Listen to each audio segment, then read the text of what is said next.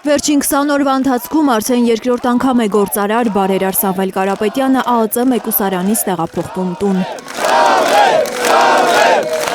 Քաղաքացիական հագուստով ոստիկաններն այնպես են նրան թևանցուկ ուղեկցում, որ Կարապետյանը հազիվ հասցնում է ձեռքով ողջունել տան բակում հավաքված իր աջակիցներին։ Նրա հետ հաղորդակցվելն արգելված է դատարանի որոշմամբ։ Հակակոռուպցիոն դատարանը հունվարի 17-ի գիշերն է քննել Կարապետյանի խափանման միջոցի հարցը, մերժել կալանքի միջնորդությունն ու որոշել նորից տնային կալանք կիրառել։ Այն, որ Սամվել Կարապետյանի նկատմամբ ընդհանրապես որևէ խափանման միջոց պետք է կիրառված չլինի։ Այն, որ այստեղ ընդհանրապես գործ չկա, բայց կա 7 ամսից ավելի տևող ամենաինտենսիվ քրեական հետապնդումը, դա հայտնի է բոլորին։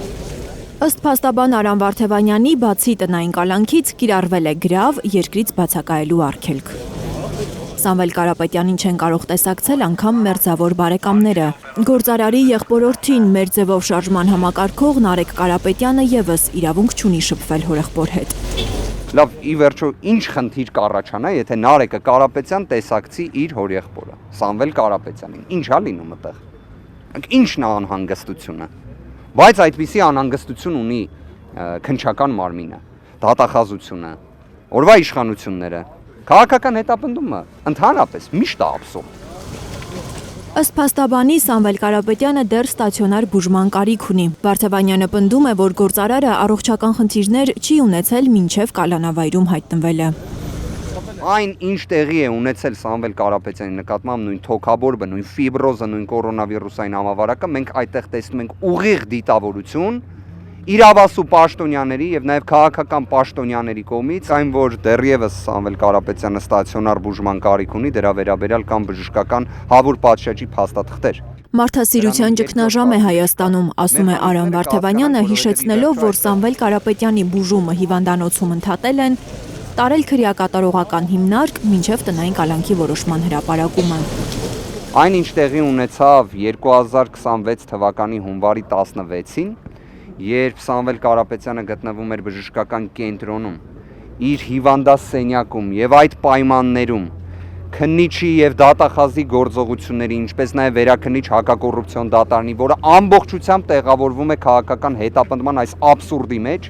գալիս են եւ ներերակային ներարկումը ընդհատում են փաստացի, բայց այստեղ պետք է անկեղծ լինեմ, որ հենց ինքը Սամվել Կարապետյանը գտնվելով հիվանդասենյակում, երբ տեսավ ոստիկաններին, իր առաջին գործողությունը այն էր, որ ինքը հենց նաեւ անջատեց համապատասխան սարք։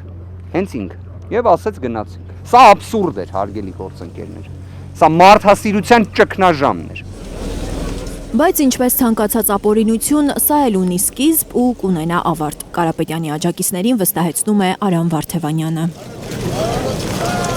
Լիլիթ Գասպարյան, Կարինե Մանգասարյան, Նորայր Շարբաթյան եւ Գագիկ Տեր-Ղազարյան, Հայլուր։